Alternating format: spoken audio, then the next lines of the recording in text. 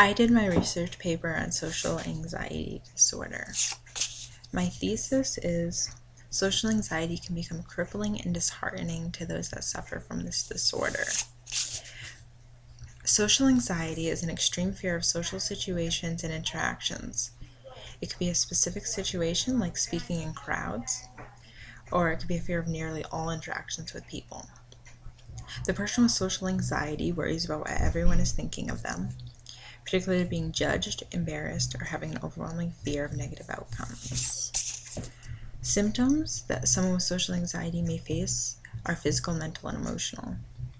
Blushing, sweating, heart palpitations, and trembling hands and speech. They may also suffer with low self-esteem or become hopeless and frustrated that they can't perform everyday tasks like everyone else. Social anxiety disorder can be developed by many different causes. Children are more likely if they have a parent or sibling that has anxiety issues. Those that have been bullied or ridiculed, as well as those that have either been physically, mentally, or sexually abused. Physical deformities and shy and anxious children are more likely to develop this disorder. There are ways to treat social anxiety. For mild cases, changes in sleep, exercise, and therapy such as meditation may be helpful. More severe cases are usually treated with either cognitive, behavioral therapy, or medication therapy, or a combination of the both.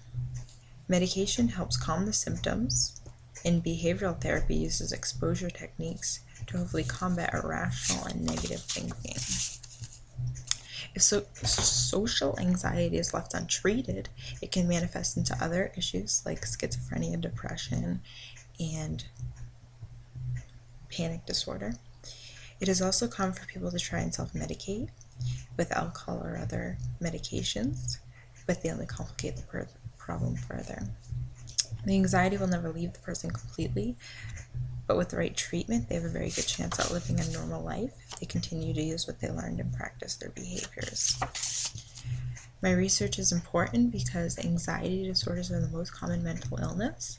Over 40 million people in the United States have an anxiety disorder, and the more it's acknowledged and talked about, the more people feel comfortable seeking treatment and realize that they're not the only one with this issue.